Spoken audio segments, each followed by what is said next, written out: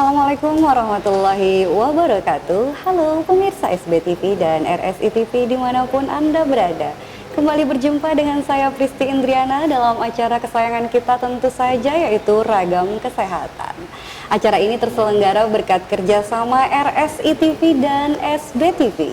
Dan acara ini tentu saja akan selalu menguak fakta, isu dan juga tren seputar kesehatan, dan kita akan selalu mengundang narasumber yang kompeten di bidangnya.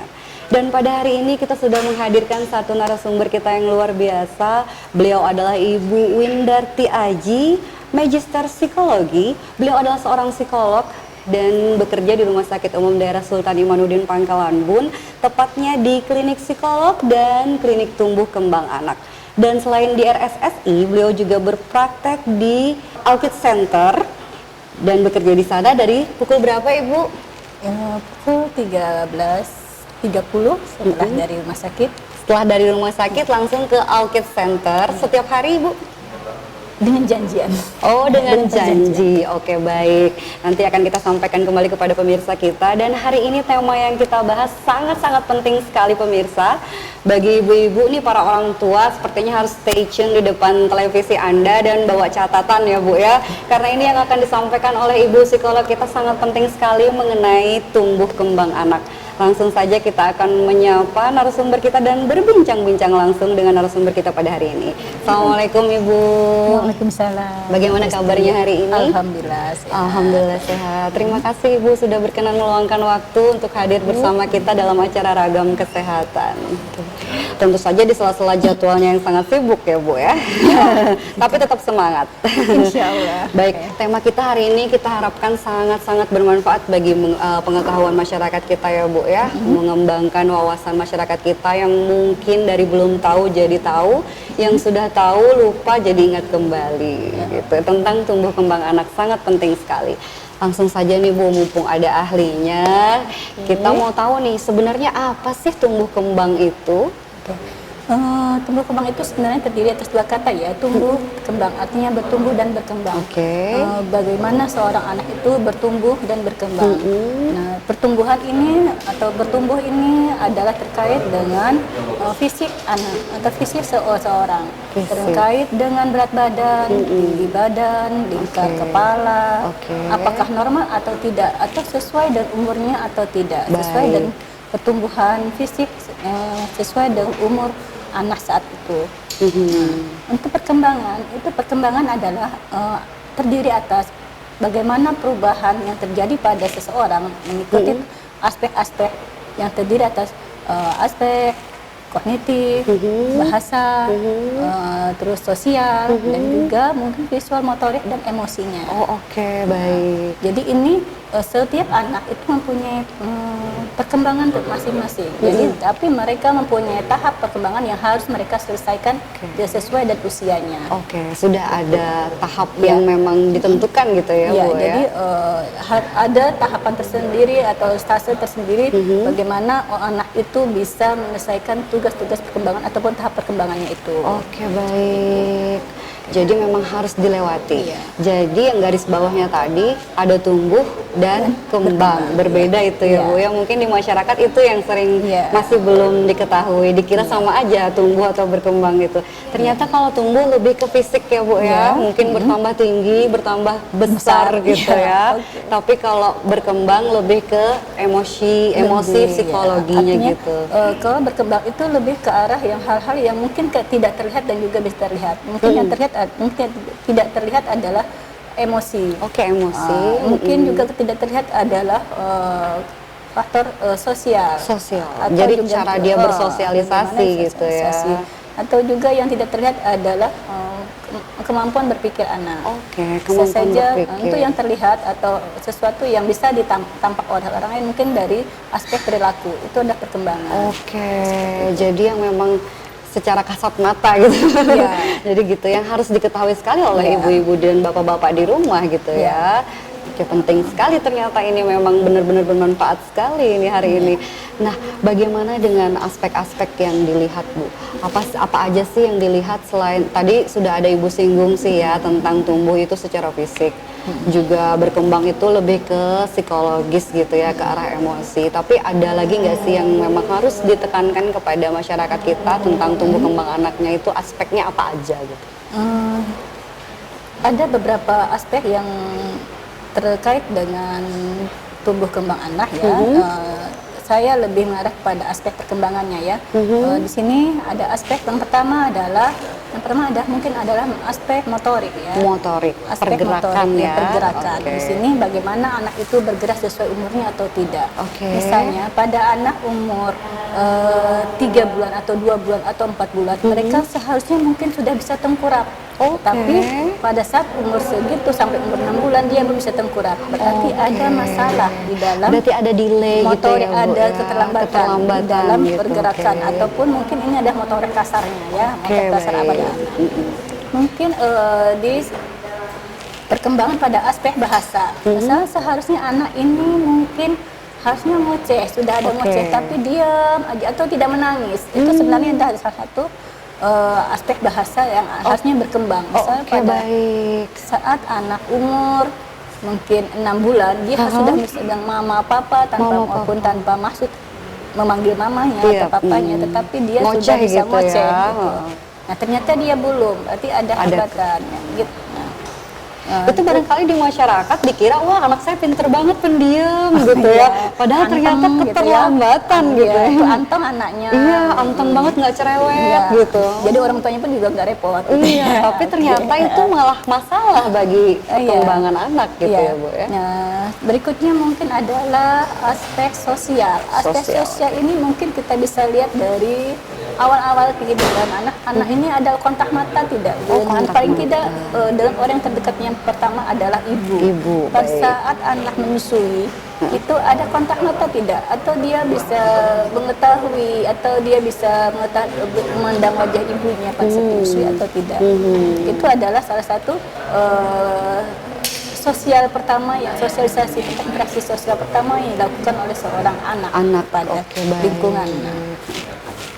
Ada anak yang memang tidak melakukan kontak sosial sampai umur misalnya 2 bulan, dia tidak pernah melihat kepada atau menghindari atau melakukan kontak mata dengan orang-orang sekitarnya atau dengan benda-benda di sekitarnya. Baik, dia asik dengan dunianya sendiri gitu. Itu artinya mungkin sebagai warning bagi orang tua seharusnya ya. Artinya mungkin ada hal-hal yang harus kita perbaiki di dalam memberikan stimulasi pada anak. Oke, baik. Ternyata memang sangat-sangat harus diperhatikan ya, Bu ya. Jadi bagi masyarakat, ibu-ibu muda mungkin, nah jangan malah bangga kalau misalnya anaknya diem aja, anteng aja gitu ya. Jangan malah dibilang, wah anak saya pinter banget, nggak rewel, saya ngurusnya nggak capek. Ternyata harus dilihat nih step-stepnya tadi ya, Bu ya, yang harus dilalui oleh anak. Ketika dia harus ngoceh, harusnya dia memang ngoceh, jangan diem gitu ya. Kalau misalnya dia sampai diem, berarti ada delay atau keterlambatan. Jadi ibu-ibu, bapak-bapak juga harus lebih aware terhadap anaknya. Jangan sibuk dengan handphone sendiri masing-masing nih kayaknya sekarang. Yang penting anaknya diem, udah gitu. Jadi dilanjutkan lagi, Bu. Baik. Untuk aspek berikutnya adalah aspek kognitif ya, kemampuan berpikir. Pemikiran.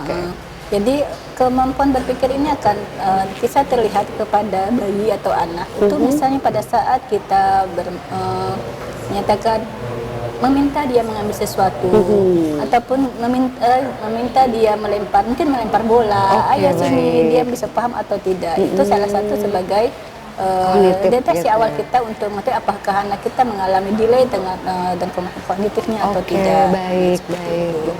Jadi kemampuan kognitif ini memang ya mungkin sedikit atau bahkan mungkin lebih banyak mempengaruhi kondisi perkembangan berikutnya. Baik. Karena kapasitas intelektual ataupun kapasitas berpikir anak yang terganggu atau kurang, itu akan mempengaruhi aspek bahasa ya ataupun sosialnya. Betul. Misalnya, kenapa pada aspek kognitif anak itu berpikir bagaimana bisa menangkap informasi atau bagaimana bisa menirukan sesuatu, entah suara itu bahasa, atau bagaimana anak itu bisa melihat atau memahami kondisi sosial yang ada terjadi di sekitarnya. Nah, itu dia perlu mempelajari itu. Dan anak yang mengalami hambatan secara kognitif, dia akan mengalami keterlambatan juga untuk memproses informasi yang diberikan oleh lingkungan. Baik. Seperti itu. Akan nanti sangat-sangat berpengaruh buat sosialisasi dia gitu ya Bu ya. Oke, sangat penting sekali itu tadi dari segi aspek ya Bu ya. Ada psikomotor, ada perilaku, dan juga kognitif gitu. Itu yang harus diperhatikan sekali oleh orang tua di rumah yang memiliki anak gitu ya. Ada nggak sih Bu hal-hal yang mempengaruhi dari aspek-aspek pertumbuhan dan perkembangan itu sendiri?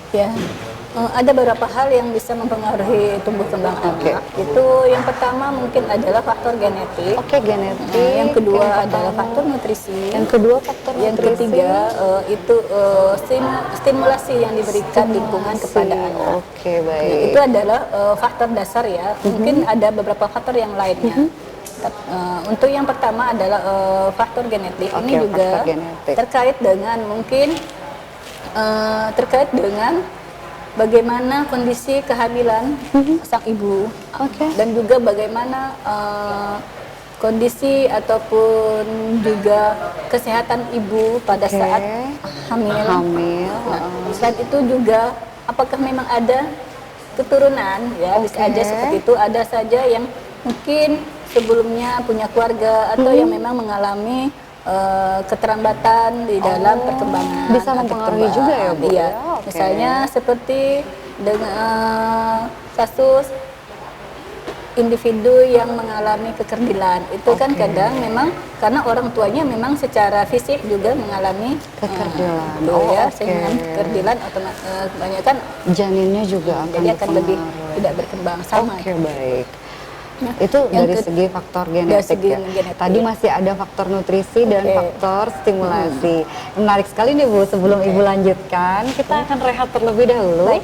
Dan kita akan kembali setelah jeda pariwara berikut ini. Masyarakat Kota Panis Pangkalan Bun, tetap stay tune di layar televisi Anda, karena kita akan kembali dengan obrolan yang sangat-sangat menarik tentang tumbuh kembang anak. Bersama kita di sini, tetap stay. Kita akan kembali setelah rehat pariwara berikut ini.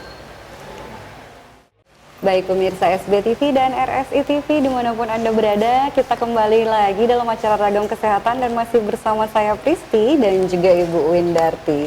Obrolan kita sehari ini sangat menarik sekali dan sangat-sangat penting sekali karena temanya adalah tentang tumbuh dan kembang anak. Jadi harus lebih siapkan nih catatannya, jangan cuma didengar karena bisa lupa gitu ya Bu ya. Nah, kita lanjutkan Ibu obrolan kita yang sangat menarik ini. Tadi kita sudah ada di hal-hal yang mempengaruhi aspek tumbuh kembang. Ibu tadi sudah sebutkan ada genetik, ada nutrisi dan juga stimulasi. Yang sudah dijelaskan oleh Ibu adalah tentang genetik. Lanjutkan yang kedua dan ketiga Bu ya. Untuk faktor nutrisi itu adalah terkait dengan bagaimana anak ini mendapatkan asupan secara makanan dan minuman, apakah dengan kualitas yang terbaik, nutrisi yang baik ya, bukan hanya mungkin dari segi kemahalannya, tetapi adalah dari segi komposisi gizi yang harus kita penuhi. Baik. Jadi memang harus gizi seimbang gitu ya Bu ya, terpenuhi semuanya, bukan hanya mahal saja. Makanan murah pun kalau memang gizinya pas seperti tahu tempe gitu ya Bu ya, tentu saja sehat sekali untuk anak gitu. Kemudian untuk stimulasi Bu? Kalau untuk stimulasi, faktor stimulasi, nah ini adalah yang mungkin paling berat bagi orang tua, terutama untuk bagi orang tua yang bekerja ya. Faktor stimulasi ini sebenarnya yang menurut saya paling sangat dominan untuk mempengaruhi tumbuh dan berkembang seorang anak.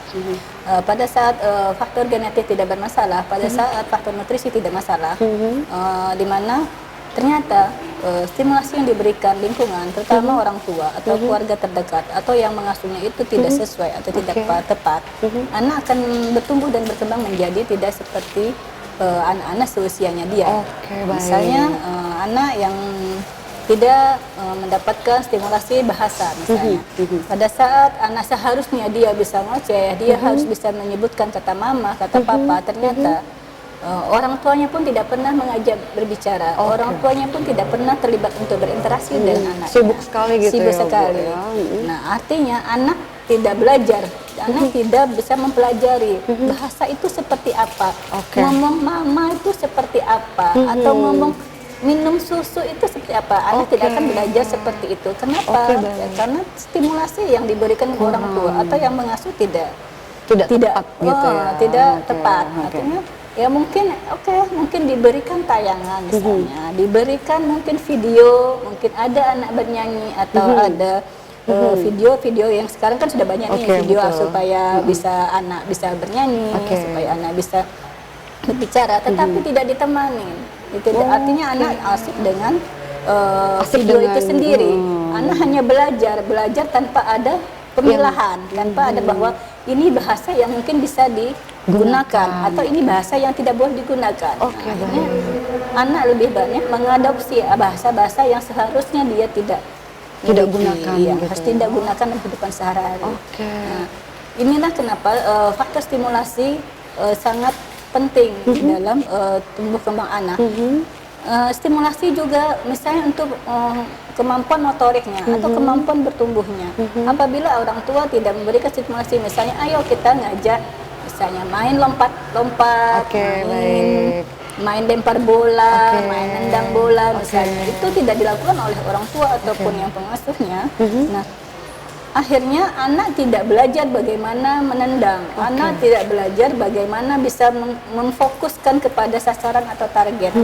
Artinya gerakannya pun akan menjadi tidak terarah. Dan dia akan lebih cenderung dia mungkin mereka tidak terarah, dalam tanda kutip bisa ke arah hiperaktif ya. Untuk mungkin kita sering lihat nih anak-anak kok nggak bisa diam. Betul sekali. Apa nggak ada capeknya? Ya pakai gitu capeknya. Karena apa? Mereka tidak punya standar. Tidak ada stimulasi dari orang tua. Ini loh gerakan yang harusnya dilakukan. Nah, seperti itu. Anak tidak diajarkan untuk melempar dengan target yang benar. Anak dia tidak diajarkan untuk berjalan dengan benar. Jadi nabrak-nabrak pun nggak masalah. Nabrak-nabrak pun nggak masalah. Ada yang seperti itu.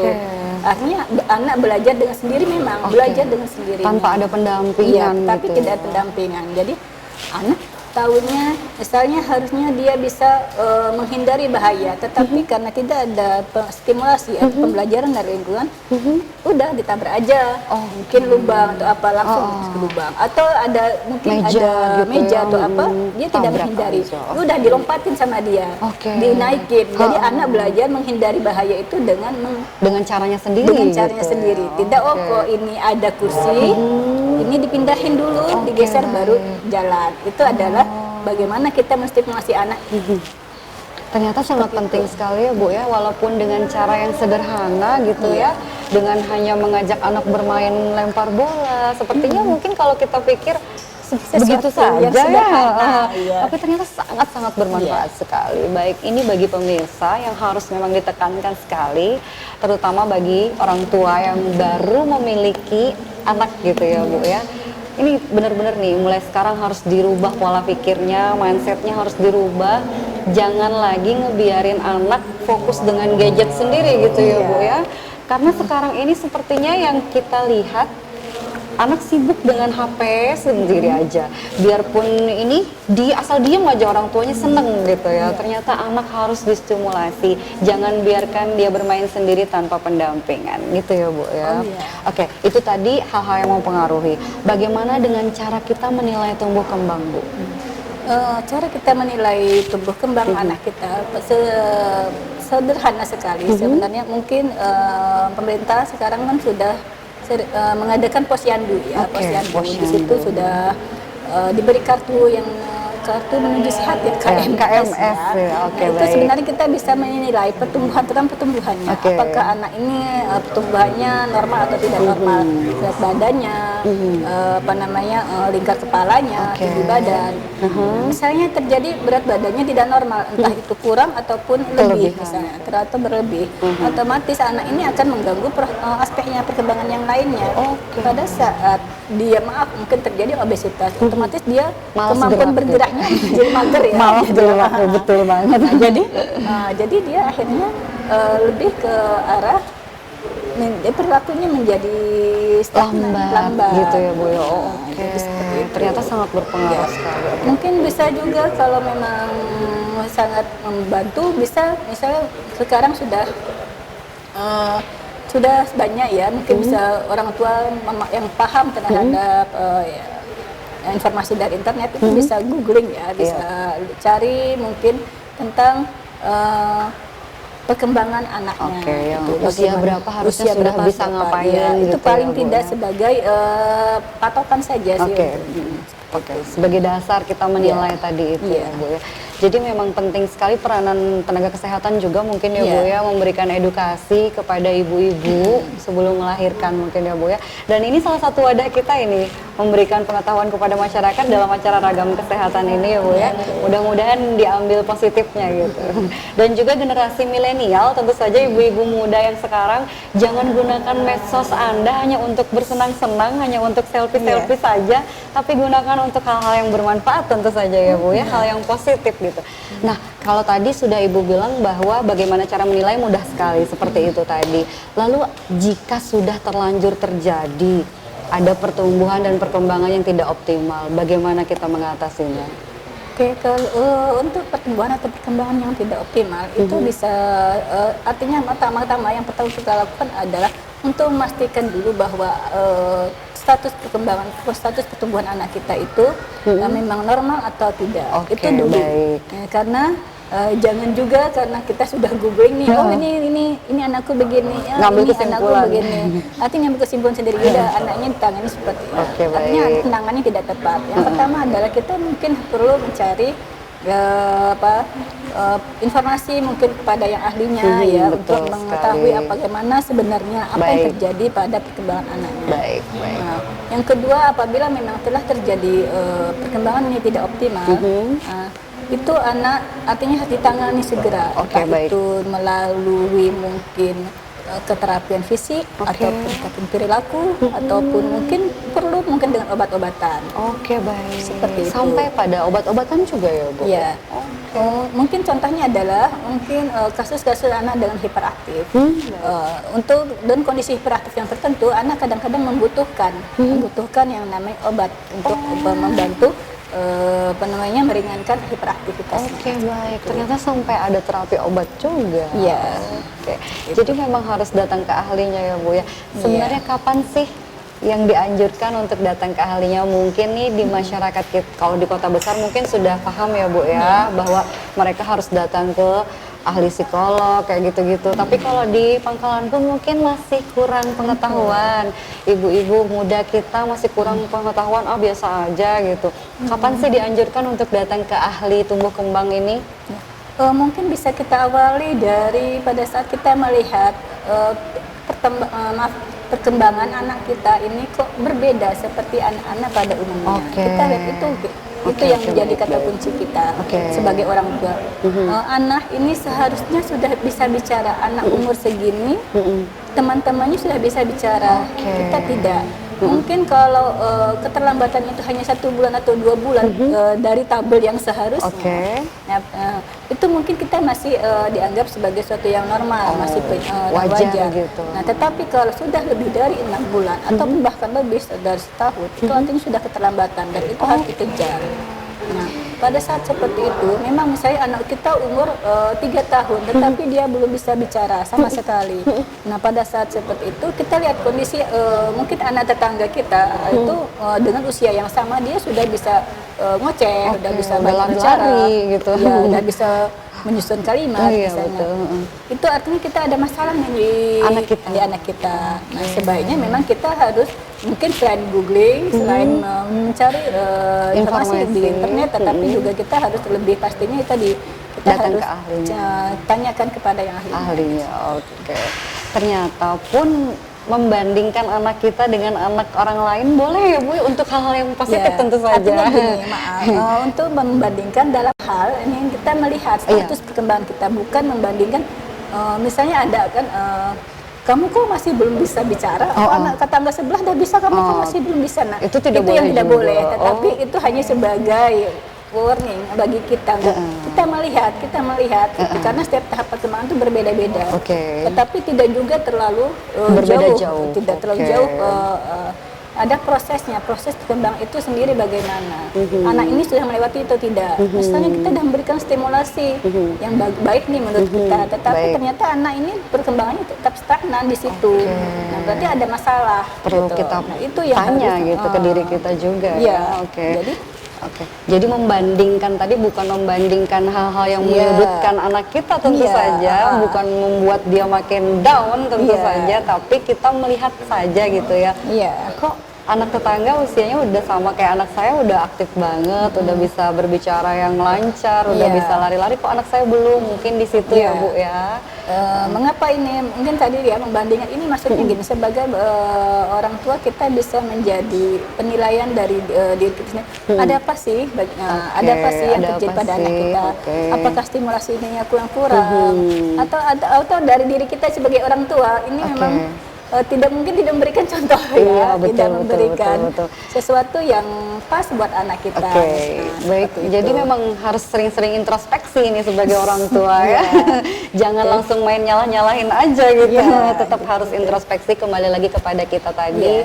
Karena yang setelah dijelaskan oleh Ibu Win tadi menarik sekali tentang stimulasi. Saya benar-benar tertarik sekali tentang stimulasi, bahwa itu memang sangat penting sekali. Karena saya ibu bekerja gitu ya Bu ya, otomatis nanti mungkin kalau sudah memiliki anak, waktu kita tidak sepenuhnya seperti ibu yang tidak bekerja gitu ya Bu ya. Oke, ternyata memang harus meluangkan waktu bermain dengan anak gitu ya Bu ya.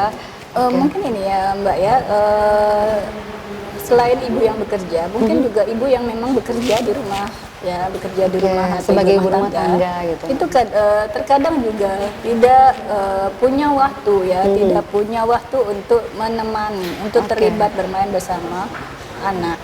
Sudah sibuk dengan pekerjaan rumah tangga gitu. Sebenarnya punya waktu, tetapi yang saya maksudkan adalah stimulasi ini adalah ada keterlibatan, bukan hanya misalnya anak bermain, ada ibu, ada bapaknya, ngeliatin aja anak bermain, tetapi adalah bagaimana ibu itu terlibat atau bapak itu terlibat di dalam permainan anak. Misalnya anak bermain mobil-mobilan, ya, tetapi orang tuanya sibuk nih membaca aja atau sibuk main HP aja, misalnya seperti itu, otomatis dia anaknya kan nggak belajar ya, dia nggak belajar bahasa, nggak belajar namanya interaksi, nggak belajar yang namanya kontak mata. Baik. Ternyata penting sekali dan pembicaraan kita semakin menarik. Kita akan lanjutkan setelah jeda pariwara berikut ini. Baik pemirsa SBTV dan RSI TV, dalam acara Ragam Kesehatan kita masih kembali lagi dan masih bersama saya dan juga Ibu Win. Obrolan kita sangat menarik sekali, semakin kesini semakin menarik tentang tumbuh kembang ya Bu ya. Benar-benar informasi yang disampaikan ini benar-benar bermanfaat sekali untuk masyarakat kita, terutama ibu-ibu muda gitu ya Bu ya. Baik, tadi kita lanjutkan lagi ya Bu ya, pembicaraan kita sudah banyak sekali tentang tumbuh kembang. Jadi juga bagaimana menilai tumbuh kembang optimal apa tidak, bagaimana terjadi jika sudah terjadi tumbuh kembang yang tidak optimal. Nah sekarang bagaimana sih kita ini supaya tumbuh kembang anak nih optimal gitu, harusnya gimana nih caranya, selain tadi mungkin cari informasi dan lain-lain. Selain mencari informasi ya, untuk supaya anak kita dapat bertumbuh atau dan berkembang secara optimal, setidaknya kita punya dasar dulu bahwa bagaimana status pertumbuhan kita, bagaimana status pertumbuhan dan perkembangan anak kita. Nah, apabila kita sudah mengetahui ini, kita bisa melangkah berikutnya.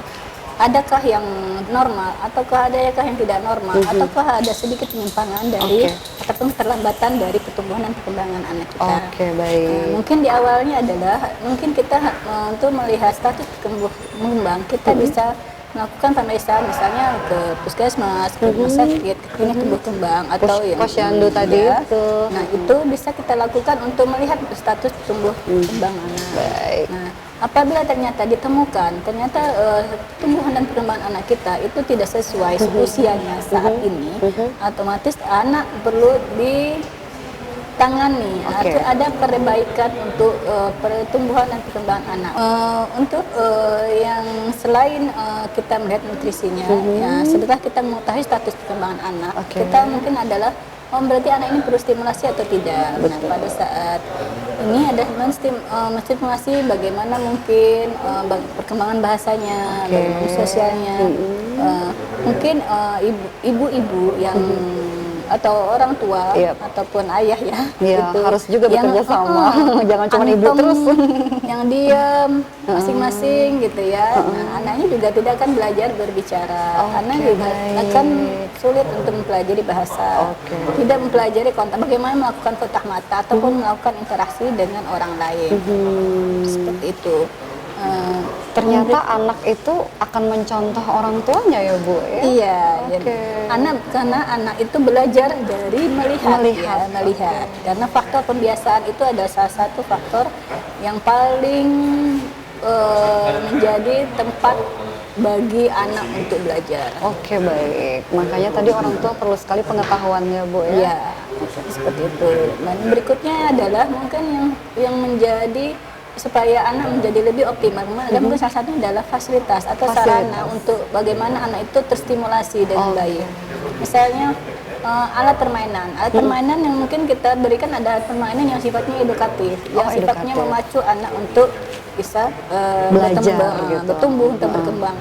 Mungkin sebenarnya permainan sederhana, misalnya permainan kayak yang digaris itu, yang terus kita loncat-loncat, itu kan ada permainan yang sederhana, itu tidak memakai biaya. Baik. Itu sebenarnya bisa menstimulasi bagian untuk kemampuan bergeraknya anak, melompat, mungkin jinjing, juga untuk melempar. Kan.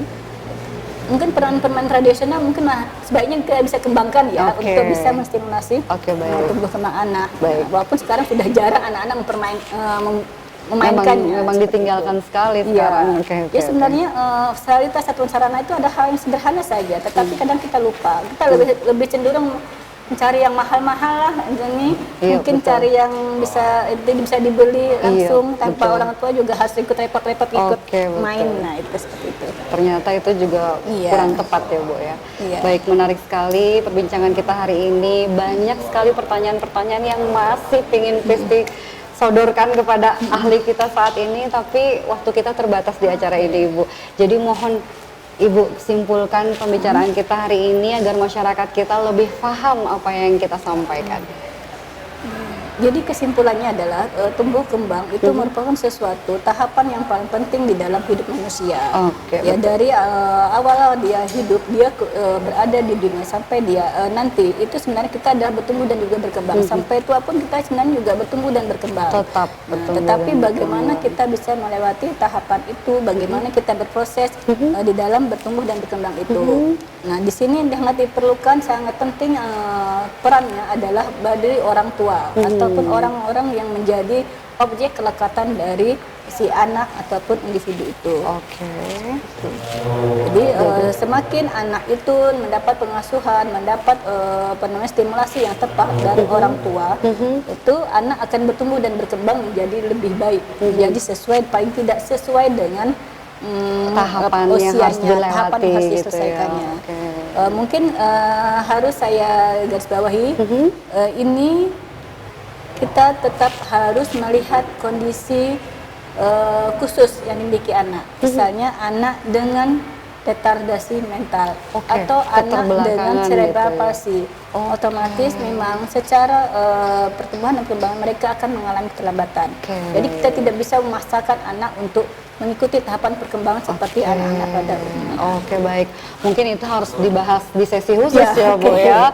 Kalau ini kita memang membahas tentang anak normal dulu saja mungkin ya. Karena memang sangat menarik sekali dan sangat panjang sekali di penjelasan tentang tumbuh kembang ini dan luar biasa sekali. Itu yang bisa disimpulkan ya Bu.